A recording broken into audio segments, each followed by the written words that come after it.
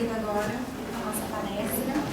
O título da exposição de hoje é Integridade. Esse é um tema bastante profundo, que nós vamos estar dando algumas pinceladas, então que a paz de Jesus nos ampare os corações, nos auxilie a compreender a importância dessa virtude e de nos colocarmos na vivência de buscar exercitar esses aspectos no nosso ir e vir. Vamos estudar o que vem a ser a integridade de uma maneira mais profunda, do que vem dizer a respeito da filosofia, mas também com o auxílio da benfeitora espiritual Joana de Ângeles, perceber quais são os empecilhos, os obstáculos à vivência da integridade no nosso dia a dia. Vamos estar buscando também compreender algumas terapêuticas a esses empecilhos, que podem muitas vezes estar inconscientes em nós. Então, compreender como é que nós podemos conscientemente agora buscar a vivência da integridade. Nós vamos buscar primeiramente o conceito no dicionário Aurélio do que vem a ser. Eu trouxe só alguns dos aspectos que estão lá, porque tem bastante. E lá vai falar do ser íntegro. Integridade vem do ser que é íntegro.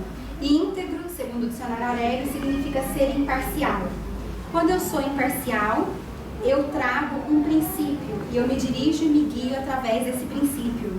Quer dizer, eu não estou sendo movida por circunstâncias exteriores. Diante dessas circunstâncias, eu permaneço imparcial naquela atitude, naquela escolha. Seria mais ou menos assim. Reto, nós vamos aprender que é a conduta com poucas oscilações, que consegue se manter numa proposta direcional ao alvo, ao objetivo da qual escolhemos. Inatacável foi a minha favorita, porque fala da possibilidade de nos autoproteger. Nós falamos de proteção com os anjos protetores, os espíritos protetores, mas vamos compreender que a melhor para nós é a autoproteção. E ser inatacável, íntegro, é preservar-nos de qualquer agressividade ou de qualquer circunstância que porventura ou por acaso podemos nos balançar ou balançam as nossas bases. Posso estar refletindo quais são elas e como me tornar inatacável. E completo, que seria o pensamento de ser integral, de estar conectando as instâncias psíquicas que nós trazemos em nós. Então poderíamos estar falando ali da integração do self e do ego, para que na nossa totalidade possamos superar conflitos e atingir a plenitude, o equilíbrio. Mas a integridade vai mais além. Nós vamos buscar no dicionário Oxford de Filosofia, eu vou voltar só um pouquinho para ninguém colar. Nesse dicionário Oxford de Filosofia, vai dizer para nós que a integridade, podemos às vezes estar confundindo ou tomando a integridade como sendo honestidade, transparência e sinceridade. Sem sombra de dúvida, essas virtudes estão dentro do que quando nós estudamos a integridade, nós iremos encontrá-las lá. Mas a integridade vai mais além. Se pegarmos, por exemplo, a sinceridade vai falar da transparência do nosso comportamento, dos nossos pensamentos estarem se refletindo nas nossas ações. E é interessante voltar no sentido das palavras. Quando nós pensamos na sinceridade, vamos buscar qual é a origem dessa palavra, ela vem lá dos tempos remotos da Roma antiga, onde os escultores trabalhavam no mármore, criavam as estátuas, e ao movimento dos seus instrumentos nas estátuas, eles arrancavam como se fossem lascas, faziam buracos na estátua. E para que pudessem vendê-la e cultivar a beleza e a estética, eles preenchiam a estátua com um tipo de cera.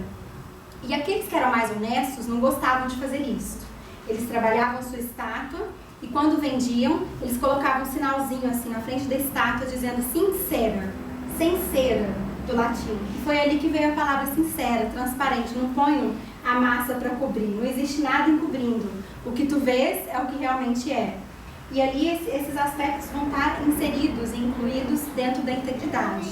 Mas quando nós percebemos na filosofia, a integridade frequentemente é relacionada com uma totalidade ou harmonia do eu. É quando existe o encontro e a integração dos diferentes aspectos psicológicos que nós trazemos em nós, associada a uma concepção adequada de si mesmo como alguém cuja vida perderia a unidade ou seria violada se fizesse certas coisas.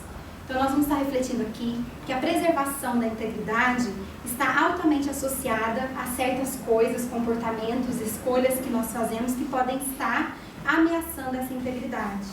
Então é nesse pressuposto que a integridade está baseada. Nós vamos aprender com o próprio Cristo que existem empecilhos à vivência da integridade. Um deles é a hipocrisia. Quem é que não se lembra dessa passagem de Mateus, que para mim é bastante profunda, quando Cristo nos chama de sepulcros caiados, cheios de brancos por fora e trazendo podridão na nossa realidade interior, fazendo um aspecto de como nós convivemos com as deficiências ou limitações que trazemos e como é que nós mascaramos muitas vezes essas deficiências na vida de relação. E ele prossegue em Mateus dizendo: assim também vós exteriormente pareceis justos aos homens, mas interiormente estáis cheios de hipocrisia e de iniquidade.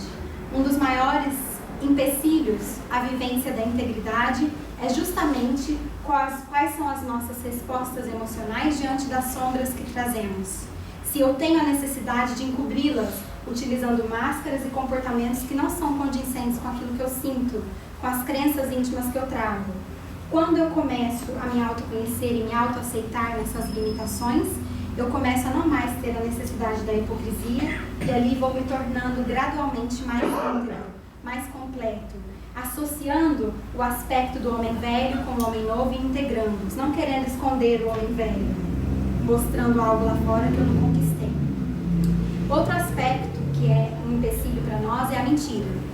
É algo que está presente, como diz a benfeitora espiritual Joana de Ângeles, muito presente e muito comum, ela diz, na nossa vida de relação.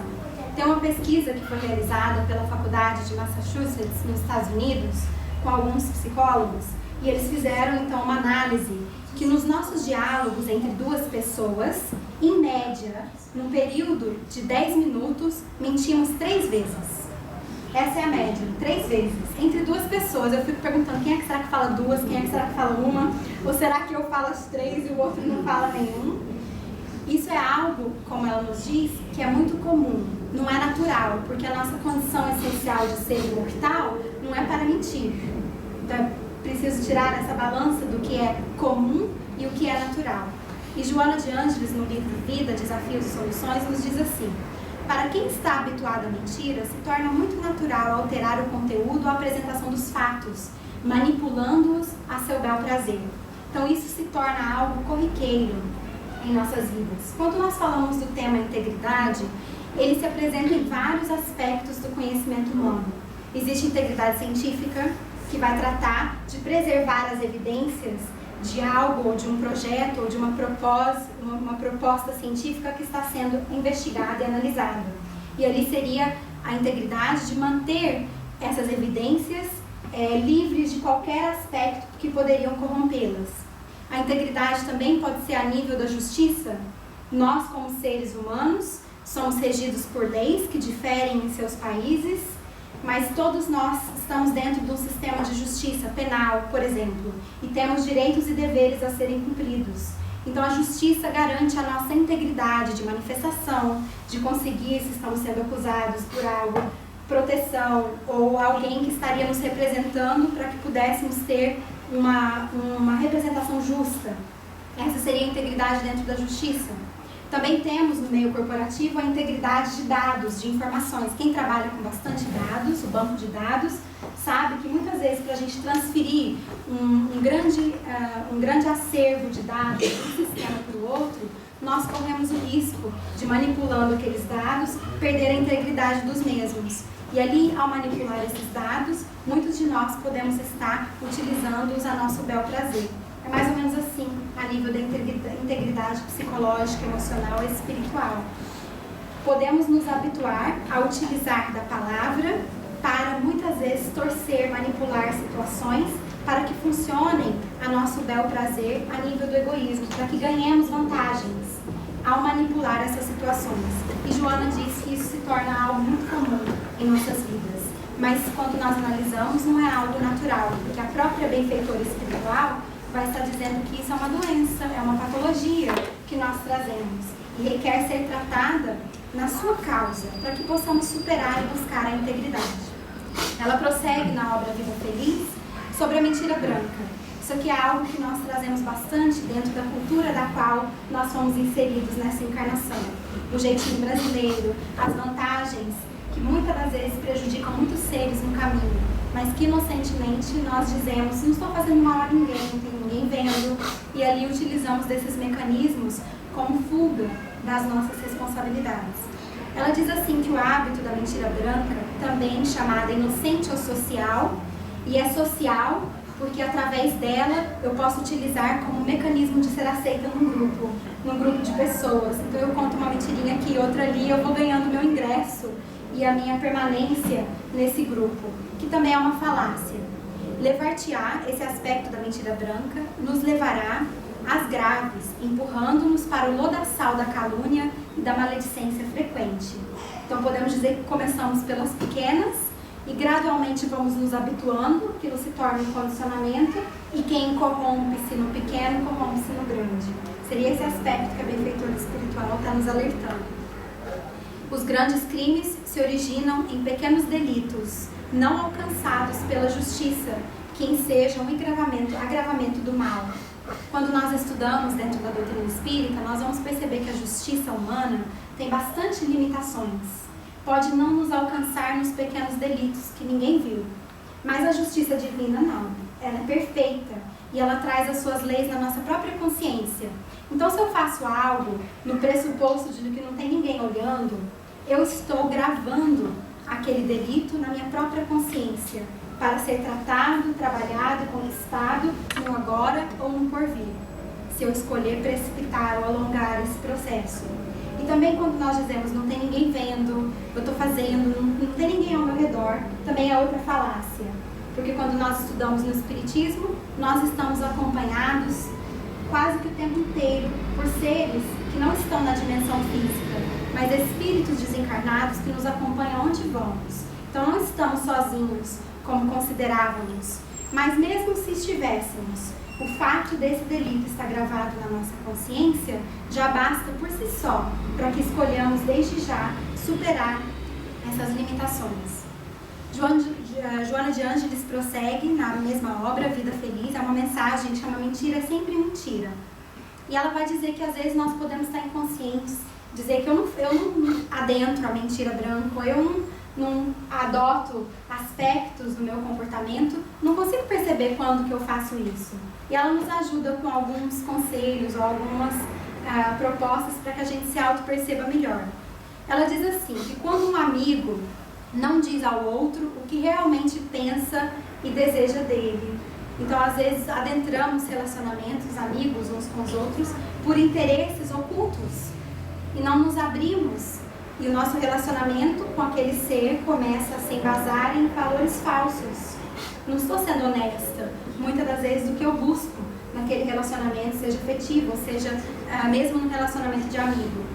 Ela prossegue ainda, um amigo que possui defeitos e que nos busca para que seja alertado a respeito desses defeitos, e a gente dá uma batidinha nas costas, ela diz nessa mensagem, como se tudo fosse ficar tudo bem, se tudo estivesse tudo bem.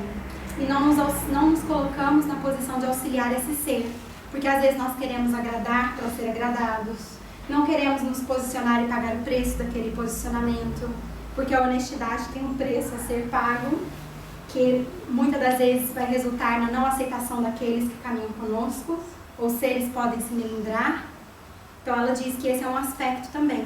A mãe que mente ao filho pequeno, dizendo que vai ali e já volta, e não aparece depois de horas, são comportamentos que mostram a mentira branca, porque não vê o ser como espírito imortal, não dialoga com o ser como espírito imortal maduro, dizendo desde já o tempo que estará de volta, que retornará, porque não quer lidar com a consequência ali no momento da frustração do ser que quer que a mãe fique perto, que quer que esteja próximo o tempo inteiro. Alguns seres que afirmam serem técnicos em tal ou qual área, mas que são aprendizes ainda. Isso existe bastante quando na prestação de serviços podemos estar dizendo que já somos técnicos em algo sem medir a responsabilidade daquilo depois, pelo interesse pessoal de manter aquele cliente ou de não perder aquela venda. Podemos estar vendendo lebre por coelho.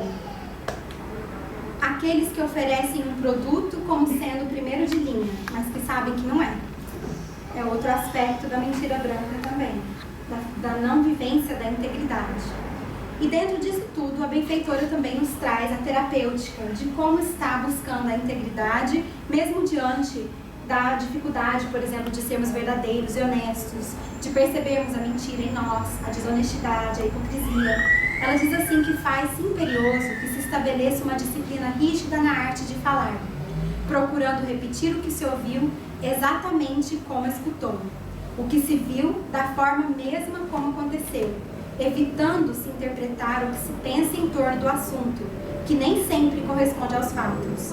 Esta é uma maneira de vital importância para se abandonar o vício da mentira. Então, primeiramente, é o nosso discurso. Como é que está o meu falar quando eu vejo as coisas, quando eu recebo a informação de uma outra pessoa? Como é que eu passo? O inglês vai dizer igual Chinese Whispers. Nós começamos com um cochicho aqui, a hora que chega lá no fim, já é algo completamente diferente. O bom português vai dizer que quem conta um conto, aumenta um ponto. E ali nós vamos começar a adulterar a realidade das coisas, manipulando os fatos. E o primeiro passo para nós é o exercício de falar exatamente como eu recebi aquela informação. Falar exatamente do que vi, não do que eu acho que eu vi. E tem uma história interessante na biografia do Chico Xavier, que vai narrar uma história do centro espírita, onde esse médium trabalhava nas reuniões mediúnicas. E ele começou a chegar bem em cima da hora, e as pessoas viam ele carregando no carro um litro, parecia um vidro, dentro de um saco marrom de pão. Começaram a falar que ele estava chegando atrasado porque ele estava envolvido com alcoolismo. E ali aquilo começou a espalhar e expandir. Até que o dirigente então vai ter uma conversa com ele, vai descobrir então que a sua esposa está tendo câncer terminal e aquele é um medicamento que ele auxilia a esposa e que ele é a única pessoa disponível a medicá-la e faz isso nos intervalos do trabalho e antes de ir para o centro. Então, quando nós narramos as coisas pela interpretação equivocada e perturbadora que nós trazemos, nós podemos estar gerando bastante consequências negativas aos outros. Então, Kardec é um mestre para nós na vivência e na manifestação de gerenciar os fatos, de falar dos fatos e não das opiniões pessoais por trás dos fatos. E ali nós vamos ficando mais íntegros, mais fiéis ao que vemos, ao como percebemos os fatos e superando as nossas dificuldades. Então, isso seria uma maneira de vital importância para que nós comecemos a abandonar o vício da mentira.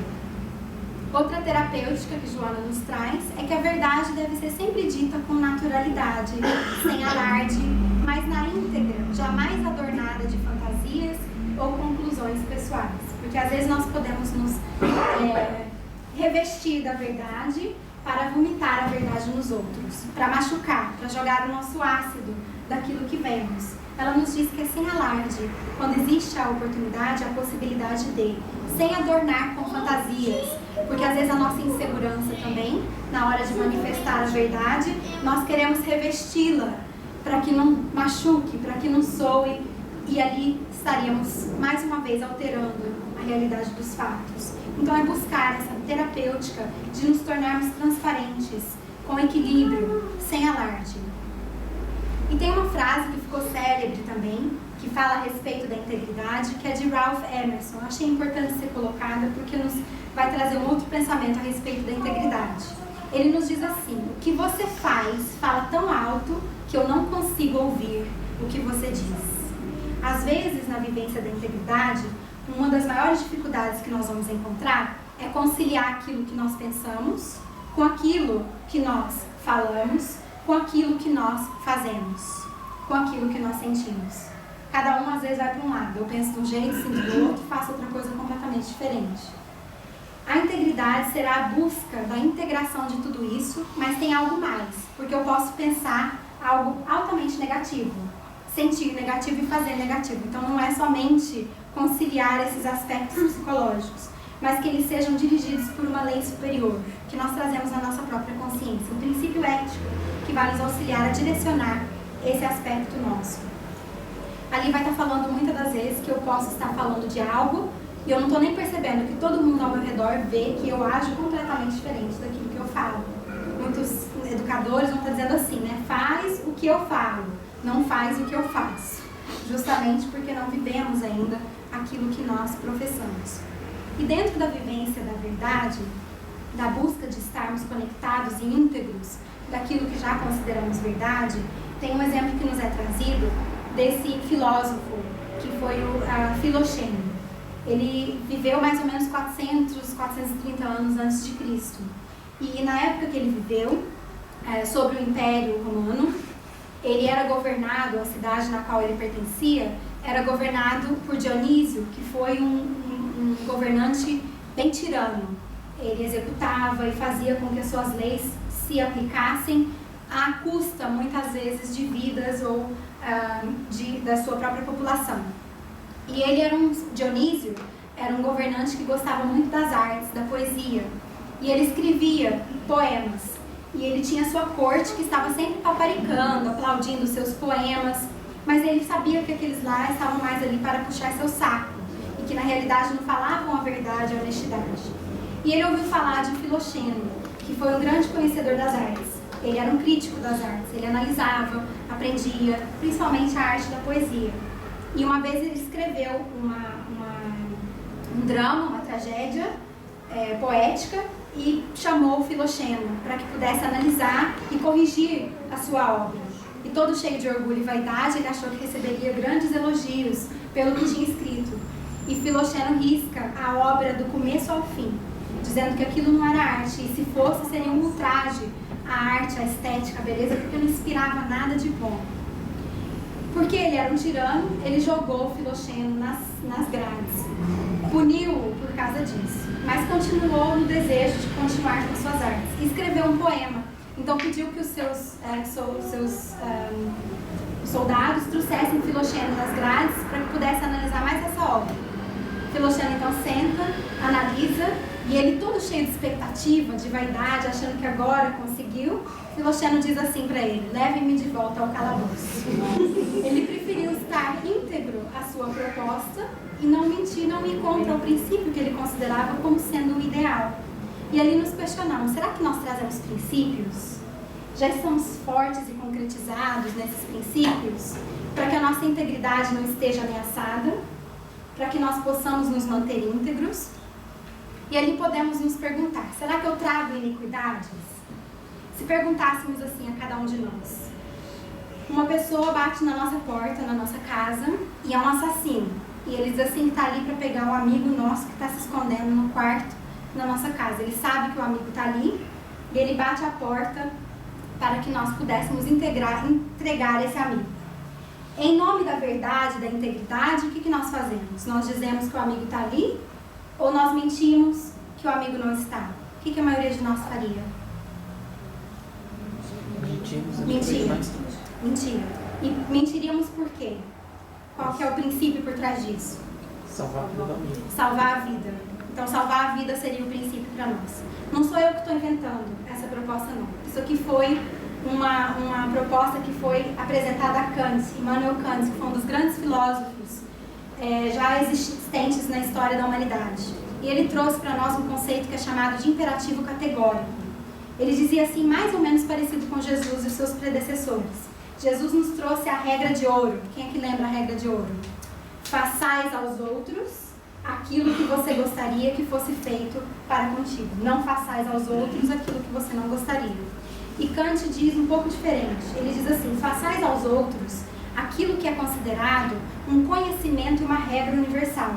Então, para ele dizer a verdade, era um conhecimento e uma regra universal, porque todos os seres da humanidade têm direito à verdade. É algo que é incontestável porque está baseado numa lei de Deus, segundo Kant apresenta. Mas Benjamin Constant, que foi um outro filósofo, ele foi um filósofo que adotou um conceito filosófico chamado utilitarismo, e o utilitarismo tem uma regra mais ou menos assim: os fins justificam os nossos meios. Então, para que eu possa alcançar melhor qualidade de vida, e o nosso grupo possa alcançar melhor qualidade de vida, não interessa o que fazemos para chegar lá. Porque chegando lá, os fins vão justificar. Mas o utilitarismo começou para ser aplicado por toda a humanidade, ninguém seria prejudicado. Mas quando nós vamos perceber, o que é conforto para mim é diferente do outro. O que eu faria para alcançar aquele conforto também vai ser diferente do outro. E ali os seres começam a ser prejudicados, geralmente aqueles que estão na base dessa escala. Mas então Benjamin Constant vai dizer assim para Kant: dizer a verdade é impraticável na vida de relação. Não é possível viver-se bem em relação na humanidade se não pudermos mentir. E aí ele apresenta para Kant essa possibilidade, dizendo que se fosse um amigo que você está protegendo e batessem na porta e era o assassino, você entregaria esse ser ou não? E ali nos perguntamos, e se descobríssemos, por exemplo, que esse amigo que nós estamos escondendo no nosso quarto é um pedófilo que já assassinou mais de 10 crianças? E que na realidade não é um assassino que está na porta, mas é a polícia. E esse país que nós habitamos tem pena de morte. Se nos entregarmos ele à polícia, provavelmente ele será julgado e condenado à prisão de morte. O que nós faríamos? Esconderíamos o amigo ou entregaríamos para a polícia? Agora mudou. Então o princípio mudou do que era antes a preservação da vida para agora. É isso que nós somos convidados a perceber. Quais são os nossos princípios? Se eles estão íntegros, eles modificam com as condições exteriores? Ou nós já somos guiados por uma lei que está embasada na ética, que é universal, não muda, independente das circunstâncias? E Buda vem nos dizer, então, porque podemos nos perguntar, como é que eu sei se o que eu estou fazendo é certo, então? Está baseado numa lei ética? Ou o que eu estou fazendo, eu posso estar achando que eu estou fazendo muito bem, na realidade estou fazendo mal? Buda vai dizer assim, você é sábio quando consegue fazer coisas que não gosta de fazer, mas que sabe que irão resultar em felicidade. E de evitar fazer coisas que você gosta de fazer, mas que sabe que irão resultar em dor e prejuízo. Assim nós nos fortalecemos na integridade. Então buscar cumprir o dever, por mais que aquilo eu não queira fazer. E se eu quero fazer algo que eu sei que vai me prejudicar e aos outros, eu não faço porque eu estou embasada e baseada no princípio do meu dever. Kardec também ficou preocupado com essa questão. Ele apresenta aos espíritos, no Livro dos Espíritos, na questão 632. Seria mais ou menos a pergunta de que, se todos nós estamos sujeitos ao erro, na apreciação do bem e do mal, será que nós não podemos estar achando que praticando o bem, estarmos na realidade fazendo o mal? Ele faz essa pergunta aos espíritos. E os espíritos respondem assim, Jesus disse, vede o que querias que fosse feito, que vos fizessem ou não vos fizessem. Tudo resume nisso, não vos enganareis. Então, na dúvida, é buscar a regra de ouro. Será que eu gostaria que isso fosse feito a mim? Se for feito a mim, vou me sentir bem? Como vou me sentir? E ali nós vamos começar a buscar, dentro da integridade, se os nossos princípios estão embasados na ética e na vivência do bem. Joana nos lembra, para finalizar, numa mensagem chamada Coerência e Austeridade, foi psicografada por Divaldo em agosto de 2012, a respeito das nossas iniquidades, da proposta que cada um de nós assumiu diante da nossa evolução espiritual. Ela diz assim, o teu compromisso com Jesus, não é só o meu, é de todos nós, é formal e trata-se de um contrato sério para todos os teus dias atuais e futuros. Não é só essa encarnação, são muitas encarnações por vindouras, da qual o Mestre nos acolheu nessa morada, que é a Escola Terra. A sua doutrina é feita de energia e de vida, não havendo lugar nos seus postulados para a indecisão, a amargura, o arrependimento da dedicação, as negociações ilícitas, muito do agrado da frivolidade humana. Então, se nos encontramos em situações de indecisão, que é natural diante da inferioridade da qual nos encontramos, quer dizer, do início da nossa imaturidade no processo evolutivo, se sentimos amargura ou até arrependimento de termos nos dedicado e abraçado essa encarnação, que possamos refletir. Se estamos em negociações ilícitas, que possamos buscar nos reformatar, nos reformular dentro da proposta da integridade, sendo mais verdadeiros, mais honestos, mais transparentes no que nos é possível. E o Cristo, que foi para nós o exemplo do ser íntegro, trouxe e demonstrou a integridade, mesmo diante dos vícios, das limitações, das perseguições oriundas de um planeta de provas e expiações, manteve-se fiel à sua proposta e fiel à consciência cósmica. Nos ensinou assim, seja porém o vosso falar, sim, sim, não, não, porque o que passa disso tem procedência do mal. Que possamos refletir e buscar cada vez mais nos posicionar de acordo com a nossa consciência, seguindo verdadeiramente os passos para a nossa libertação espiritual.